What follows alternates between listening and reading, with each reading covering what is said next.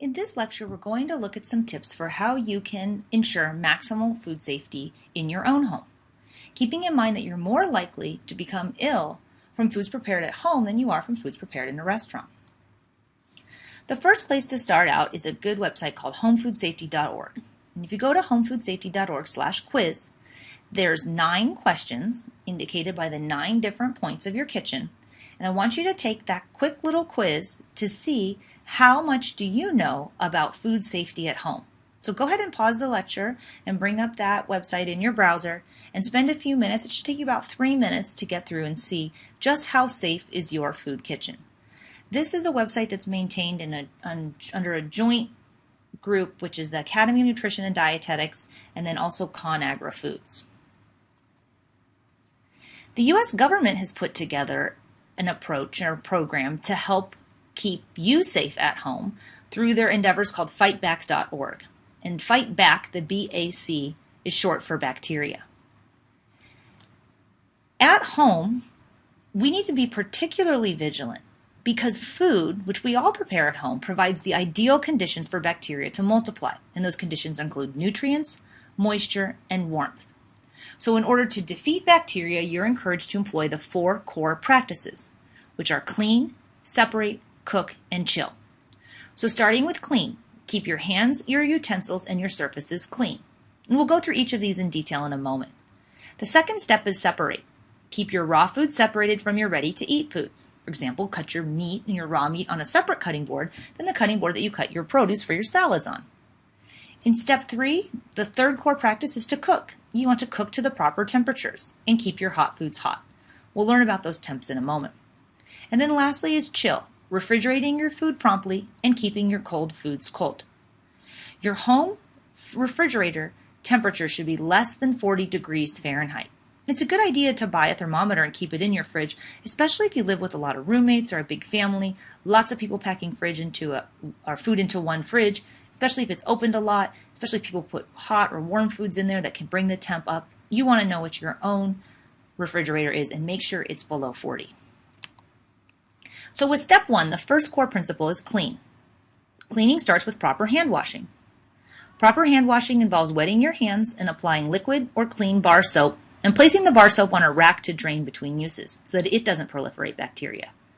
In step 2, dislodge the germs by scrubbing your hands together for at least 15 seconds, about the time it takes to recite the alphabet. Or sometimes you hear people say the amount of time it takes to sing happy birthday through 2 full times. Scrub your fingers, the tops of your hands, and your palms using a nail brush to clean under your fingernails. Underneath your fingernails is particularly dirty, and that's why it's kind of gross if you're in a food service establishment and you see someone with long nails. You better think twice about eating there because lots of germs and bacteria get harbored underneath of nails. In step 3, rinse your hands in clean water and dry with a freshly laundered towel or paper towel. The second core principle is to separate. Avoid cross-contamination. Cross-contamination occurs when uncooked foods come into contact with cooked or raw foods. So for example, let's say you're going out to the barbecue and you've got a plate of steaks. Okay? The plate that the steaks came on should not be the plate that the cooked steaks go back onto. Okay? If there's juices from the raw steaks that have, let's say, E. coli in them, you can't put the cooked steaks back in there or you'll recontaminate. Same thing goes with sauces. If you're using a sauce to marinate an uncooked food, it should not be used as a sauce on the cooked food. You usually want to make 2 different ones, one that you cook and you put on the finished product and one that you use on the raw meats and marinate and then you throw it out after you marinate it. The third basic tenet of food safety is to cook to proper internal cook temps. And this is an important slide because it shows you the different temperatures required for different what we used to call potentially hazardous foods. Those are protein foods like meats and cheeses and eggs that are going to be the most likely to make you sick. Although keep in mind lots of other foods like fruits and vegetables can make you sick too. When it comes to the internal temperature, you cannot eyeball. You have to use a thermometer to know what temp a food is at. Even the most professional and accomplished chef cannot look at a piece of meat and tell you exactly what the internal temp is. Nothing but a thermometer can do that. If you're cooking foods like beef, pork, lamb, and veal, okay, actual steaks, roasts, and chops, they can be cooked to 145 degrees Fahrenheit. If you're cooking ground meat products like hamburgers or raw eggs and egg dishes, those should be cooked to 160 degrees Fahrenheit. Now, why, if you're cooking beef, can a steak be done at 145 but a hamburger's not done at 160?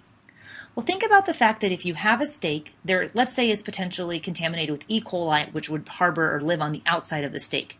If you throw that steak on a hot grill, sear it on either side for a couple seconds or even a minute, as long as you cooked all the outside surfaces and killed the E. coli, you could eat that steak blood dripping, red, rare, raw in the middle, and you wouldn't get sick if the outside was cooked because you killed all the E. coli. But what if you took that same steak that had E. coli on the outside and you ground it up into ground beef to make sirloin or hamburger? If that were the case, you now have transported the E. coli from the outside of the steak to the inside of the ground beef product. At which point, if you throw it on the grill and you don't cook it to 165 in the middle, you have not killed the E. coli and you could potentially get sick. You cannot eyeball if a hamburger is done. You have to use a meat thermometer. So the hamburgers and all ground meat products, even if it's a turkey burger or a ground chicken burger, should be cooked to 160. And actually, I'm sorry, all poultry should be cooked to 165. All beef, if it's ground, should be cooked to 160. So moving on to the third row there, stuffing and all poultry, which includes ground turkey and ground chicken, should be cooked to 165, so a little bit hotter than the ground beef products. Leftovers also need to be heated to 165 degrees Fahrenheit. If you're cooking well-done meats, that's usually somewhere around 170. Okay, in the poultry guidelines, they actually came down in the last couple years. They used to say like 175 or 180. To be honest, most people wouldn't cook chicken that much because you cook all the taste out of it, especially if you're using the chicken breast. It would end up being pretty dry.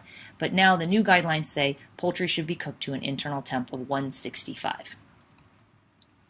How do you know what your internal temp is? Well, you use a thermometer. And here's a couple of different thermometers. The one on the left is an oven-safe thermometer. And you'll see that it identifies in red there what's called the danger zone.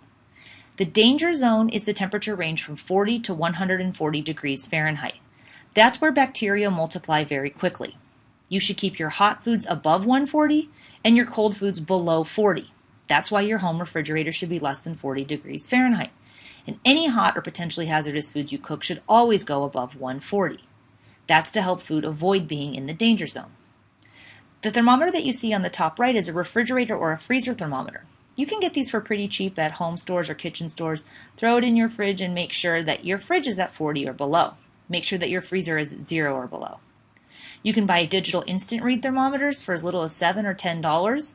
Some have a digital read, some have a traditional face, but regardless, that's what you can use to temp, for example, your hamburgers. You can buy fork thermometers or also dial oven-safe thermometers, and those are ones you could leave like in a whole roast and let it cook for hours at a time. An instant read, you don't leave it in the oven. You just put it in, temp it, pull the thermometer out, put the meat back in if it's not done. The next tenet of food safety is to chill. What about refrigerating leftovers? Okay, leftovers should always be heated to at least 165 degrees Fahrenheit if you eat them. But let's say you make a big roast and you want to store what's left over. You should refrigerate your cooked food as soon as possible.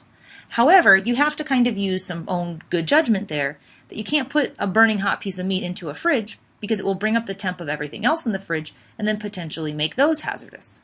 So large portions of food should be divided before refrigeration so that they will cool quickly and then put them into the fridge. Most leftovers should be kept for only a few days. As we like to say, when in doubt, throw it out. What are the different storage times of the foods and leftovers that you can keep in your house? Okay. Again, when in doubt, throw it out. You can spend some time reading through this slide to see the different number of days and how that affects the different types of refrigeration times. How long can you keep leftovers for? What about the labels on the foods that we see? How do we know if the food that we're about to eat is expiring? There's all sorts of different labels, and their names sound kind of similar, and it gets confusing.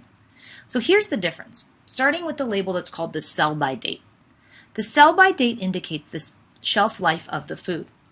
After the date on the sell-by date, the food may be safe if it's been handled and stored properly. Some stores also refer to the sell-by date as what's called the pull date. The best if used by date. This specifies the last date that the food will be of the highest quality. After this date, quality diminishes, but it may still be safe. We also call this the freshness date or the quality assurance date. The expiration date is the last day that food should be consumed. All foods, with the exception of eggs, should be discarded after the expiration date. When it comes to eggs, you can actually use them for up to 30 days after the expiration date, because with the case of eggs, the expiration date refers to the last date that the eggs may be sold as what are called fresh eggs. There's also a date called the pack date. The pack date just gives us general guidance about freshness and indicates what day that the food was packaged or was processed. Some tips for you at home. If you're going to go and buy foods, which hopefully you are as part of your approaches to eating a healthier diet, you want to be cooking more at home and eating less at restaurants, do not purchase dented or bulging cans. Okay, we sometimes see those on the discount rack and think, oh, what a great deal, but that could be potentially harmful in the sense that the hermetically sealed product has been punctured and oxygen or certain bacteria could have gotten introduced. You don't want to mess around with it because it's really not worth the cost savings to get sick from foods. When it comes to washing your produce, you want to wash produce under running water with friction. You do not need to buy any special produce washes. Those are kind of just a waste of money. Don't forget to wash all your produce though. Okay, there's certain types of triple washed bag lettuce that you don't have to rewash, but with most fruits and vegetables, you do need to wash them. And in particular, be careful with melons. Melons are among the fruits and vegetables, some of the ones that harbor the highest levels of bacteria. And we don't usually wash our melons. But let's say there's some salmonella on the outside of your cantaloupe. If you take your knife to cut through the cantaloupe, what you do is you move that salmonella from the outside peel all the way through with your knife, so now it's come into contact with all the flesh inside of there, and when you bite into it, you get a nice big bite of salmonella. But don't forget to wash your melons underneath running water before you eat them. Another food safety concern is regarding sprouts. Raw sprouts are among the most dangerous types of vegetables with regards to foodborne illness. And if you think about it, sprouts come right out of the ground where there's lots of potential pathogens, and nobody ever washes sprouts because we eat sprouts raw, and if you wash them, they get really soggy. So especially for immunocompromised populations, pregnant women, older people, young kids, people with cancer, HIV, AIDS, we say just avoid sprouts entirely. And in fact, there's some produce managers who won't even carry raw sprouts because they know of the increased risk. So what are the 3 best ways to defrost frozen foods if you're at home? Okay, there's 3 acceptable ways and 1 unacceptable way. The 3 acceptable ways are first and foremost in the refrigerator. Take your frozen, let's say, meat out of the freezer, put it in a bowl or a tray or a pan with a lip, and put it on the bottom shelf of your refrigerator. Because as it defrosts, you don't want that juice to drip onto other foods below it. Another acceptable way of defrosting frozen foods is in the microwave. With regards to meat, if you are defrosting meat, you want to make sure that you use it very shortly after defrosting it. Don't put it back into the freezer or the fridge. And then the third way that's okay to defrost your meat products, is underneath running water in the sink. But you want to be careful because sinks are notoriously really, really dirty. So you usually want to do it inside of a clean bowl or make sure you're in a clean sink. Okay, and that's probably the least preferable of the 3, but you could still do it that way. Where you do not want to defrost your meat, however, it's on the countertop. Okay, that's extremely dangerous, or the most dangerous, so instead opt for one of the other 3 options. In summary, the 4 basic tenets for you at home to keep your food as safe as possible is to keep your hot foods hot, so that means hot foods above 140, but also know those at different internal cook temps. Keep your cold foods cold, that's less than 40, meaning your fridge at home should be less than 40 degrees Fahrenheit. Keep your raw food separate, so don't cut your raw meat on the same cutting board as you cut your vegetables, and then be sure to keep your hands in your kitchen clean.